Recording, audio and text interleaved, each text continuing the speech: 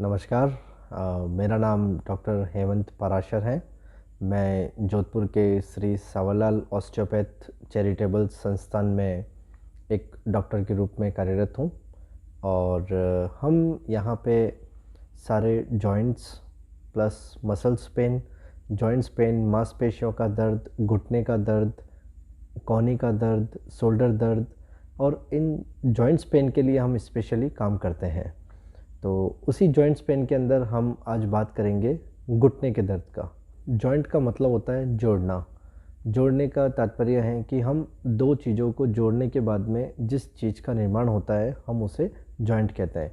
जैसे आप मेरे हाथ में एक डमी देख रहे हैं। डमी में मैं आपको बताना चाहूँगा कि इसके अंदर ये जो फीमर है, फीमर का जो डाउन पार्ट और टीबिया का हेड पार्ट और पटेला, ये तीनों मिलके घुटने के जॉइंट का निर्माण करते हैं। घुटने के जॉइंट का निर्माण होता है और घुटने के जॉइंट के निर्माण में हम और साथ में देखेंगे तो 6 तरह के लिगामेंट्स होते हैं। जिसे अपन सामान्य भाषा में कहें तो 6 तरह की मांसपेशियाँ होती हैं जो घुटने को कवर करके रखती हैं। जैसे आप वाइट कलर जो देख रहे हैं, ये 1, 2, 3, 4, 5 और ये 6, ये 6 तरह के लेगामेंट हैं। इसे हम ACL ligament, PCL ligament, meniscal ligament, LCL ligament और कार्टिलेज और टिश्यूज़, इससे ये कवर रहता है। जैसा कि हमें पता है कि घुटने के बीच में एक गैप होता है, गैप के साथ में कार्टिलेज होती है जो कि एक एज बढ़ने के बाद में धीरे धीरे कार्टिलेज घिसना स्टार्ट होता है। तो ये बात करी हमने घुटने का जॉइंट का निर्माण किस तरह से होता है और उसमें कौन कौन सी मांसपेशियाँ उसको निर्माण करती हैं। अब हम बात करेंगे कि घुटने के अंदर जो सबसे सामान्य प्रॉब्लम आती है एक एज होने के साथ में, जैसे जैसे अपना एज 30, 35, 40 प्लस 30 साल से ऊपर जैसे हम जाते हैं तो घुटने की जो कार्टिलेज है ये धीरे धीरे घिसना स्टार्ट हो जाती है। तो घुटने के बीच का जो गैप होता है, जो मूवमेंट अपन करते हैं, ये मूवमेंट धीरे धीरे ये कार्टिलेज घिसना स्टार्ट होता है, उसके साथ में हड्डी भी घिसना स्टार्ट हो जाता है। तो जब हड्डी घिसता है तो अपने जो नी जॉइंट का जो शेप होता है, जो घुटने का जो शेप होता है वो थोड़ा सा कर्व हो जाता है। तो उससे अपने को ऑस्टियोआर्थराइटिस, जिसे अपन कहते हैं कि घुटने के अंदर कैल्शियम की कमी होने की वजह से घुटने का दर्द स्टार्ट हो जाता है। जैसे हम घुटने की समस्या के लिए बात करेंगे कि घुटने में सामान्यतः जो सबसे जो आम प्रॉब्लम है वो है ऑस्टियोआर्थराइटिस, जिसमें घुटने के बीच का जो कार्टिलेज होता है वो पूरा घस जाता है। और उसके घसने का कारण क्या होता है? सबसे पहला कारण होता है ओबेसिटी, हैवी वेट। आपकी जो मोटापा है वो सबसे बड़ा कारण होता है, क्योंकि घुटना एक ऐसा जॉइंट है जो आपकी बॉडी का, जैसे आपकी बॉडी में 2 घुटने हैं, तो जैसे फॉर एग्जांपल आपकी बॉडी का वेट होता है 60 kg, तो 30 आपका राइट घुटना ले रहा है, 30 आपका लेफ़्ट घुटना ले रहा है। तो जब ये वेट डिवाइड होता है तो आपके घुटने के ऊपर प्रॉपर वे में वेट आता है। इन केस या कोई रीज़न से आपके कुछ घुटने में प्रॉब्लम हो जाती है, या फिर जैसे जैसे आपका बॉडी वेट बढ़ता है, जिस तरह की आपकी लंबाई है, जिस तरह की आपकी हाइट है, उसके हिसाब से अगर आपका बॉडी वेट बढ़ता जाता है तो घुटने के ऊपर वज़न भी बढ़ता जाता है, जिससे घुटने की कार्टिलेज धीरे धीरे घसने लग जाती है। जब घुटने की कार्टिलेज धीरे धीरे घसने लग जाती है तो फिर घुटने के बीच का जो गैप होता है वो धीरे धीरे कम होने लगता है, जिससे ऑस्टियोआर्थराइटिस की प्रॉब्लम स्टार्ट हो जाती है। ऑस्टियोआर्थराइटिस की प्रॉब्लम स्टार्ट हो जाती है। ऑस्टियोआर्थराइटिस, अब हमें उसको ठीक करने के लिए क्या करना होगा कि सबसे पहले आपको एज के साथ में, जैसे आप 30 साल आपने कंप्लीट कर लिया तो आप अपनी बॉडी में कैल्शियम का टेस्ट कराएं। कैल्शियम का जब आप टेस्ट कराएंगे तो आपको पता चलेगा कि आप जिस एज में आप हैं उस एज में आपकी बॉडी के अंदर कितना % कैल्शियम है, क्योंकि घुटने को स्वस्थ रखने के लिए कैल्शियम D3 और ग्रीस का होना बहुत ज़रूरी है, क्योंकि जब तक आपके घुटने में लुब्रिकेशन जो ग्रीस होता है वो आपके घुटने को परफेक्ट रखता है। तो जब तक आपके घुटने में ग्रीस कम नहीं है तब तक तो आपका घुटना बहुत अच्छा है, और जब धीरे धीरे ग्रीस कम होना स्टार्ट होगा तो फिर वो घुटने को ऑस्टियोआर्थराइटिस की ओर लेके जाएगा। घुटने को स्वस्थ रखने के लिए हमें सबसे पहले कैल्शियम लेना चाहिए, पर उससे पहले हमें ये जानना ज़रूरी है कि कैल्शियम कौन कौन सी चीज़ों में और किस तरह से हमें मिल सकता है नेचुरल तरीके से। तो आप पनीर जो अपन कहते हैं, पनीर है, दूध है और अखरोट है। अखरोट को अगर जब आप रात को भिगो के और मॉर्निंग में आप जब सुबह भूखा पेट उसको खाएंगे तो आपकी बॉडी में कैल्शियम की जो मात्रा है वो धीरे धीरे बनती रहेगी और वो कैल्शियम को बढ़ा देगी आपके। तो हमें सबसे पहले ऐसी कुछ चीज़ों का सिलेक्शन करना है जो कि आपकी बॉडी में नेचुरल वे से कैल्शियम बनाए, जैसे पनीर, दूध और अखरोट। इन तीनों में कैल्शियम भरपूर मात्रा में होता है। अगर आप 30 साल से पहले या 30 साल के बाद इन चीज़ों का सेवन करते हैं या ये चीज़ें आप प्रॉपर वे में लेते हैं तो आपको घुटने का प्रॉब्लम कभी नहीं होगा।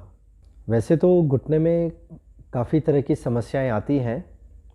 जो सामान्यतः जो मेजर इशू जो आता है, जो सबसे कॉमन है, वो है ऑस्टियोआर्थराइटिस, एज के साथ में हड्डियों का गलना, जिसमें घुटने की हड्डियां सबसे ज़्यादा गलती हैं। उसके बाद में जब हम कुछ खेल कूद करते हैं तो हमारी बॉडी में घुटने के जॉइंट के अंदर लेगामेंट इंजरी होती है, जिसमें लेगामेंट फर्स्ट ग्रेड टियर हो सकता है, सेकंड ग्रेड टियर हो सकता है, थर्ड ग्रेड टियर हो सकता है या कंप्लीट टियर हो सकता है।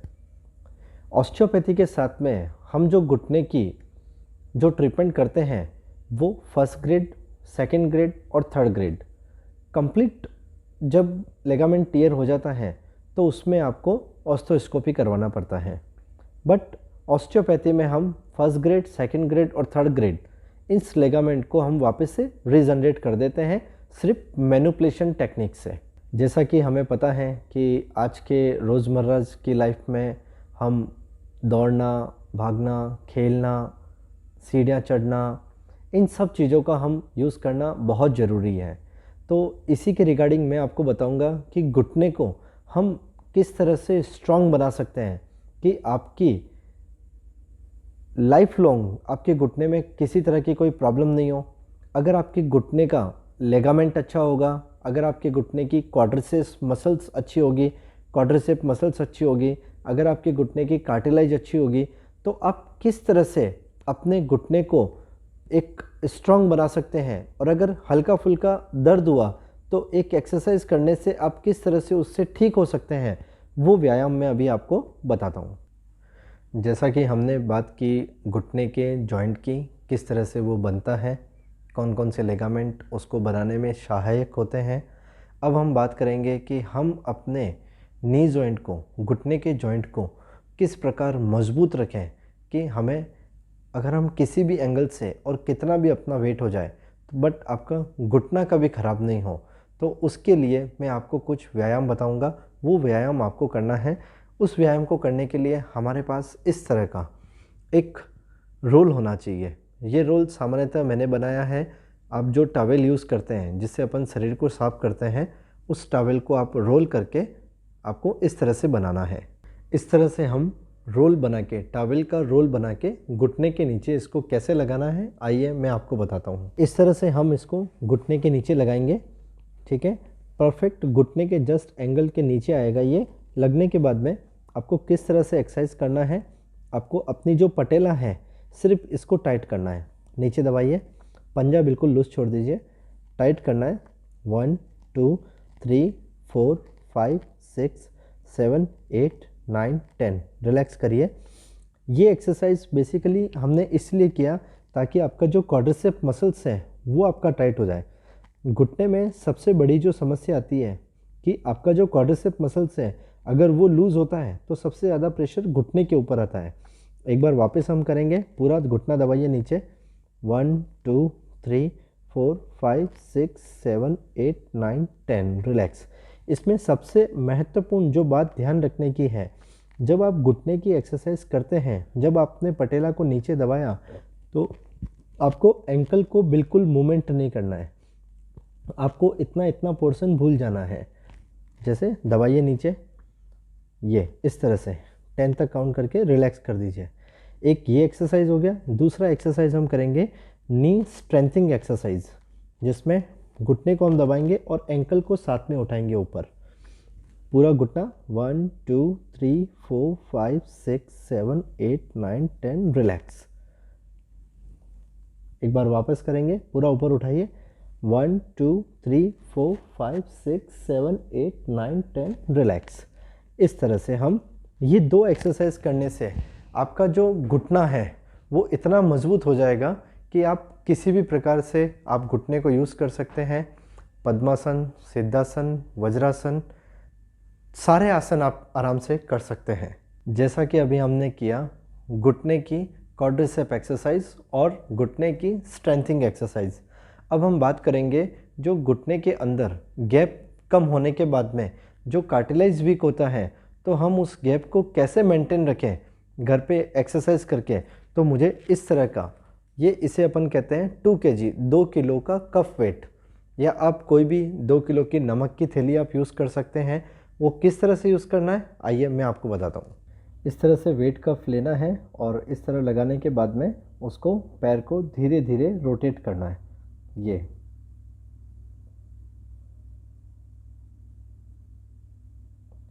10 मिनट तक मॉर्निंग में और 10 मिनट इवनिंग में। अगर ये आप एक्सरसाइज करते हैं तो आपके घुटने का जो गैप है वो कभी भी ख़त्म नहीं होगा, कभी भी आपकी हड्डियां आपस में घिसना स्टार्ट नहीं होगी। जैसा कि मैंने आपको बताया कि घुटने को किस तरह से आपको एक्सरसाइज करना है, किस तरह से घुटने का आकार होता है और कौन सी चीज़ें खाने से घुटने के अंदर एक मजबूती रहती है, घुटने का जो लुब्रिकेशन है वो किस तरह से बना रहता है, और कौन सी एक्सरसाइज करने से घुटने के अंदर मजबूती आती है और उसके गैप को अपन मेंटेन रखते हैं। तो आप ये एक्सरसाइज घर पे करिए और रेगुलर आप पनीर, अखरोट, दूध का सेवन करिए ताकि आपकी बॉडी में नेचुरल कैल्शियम बना रहे।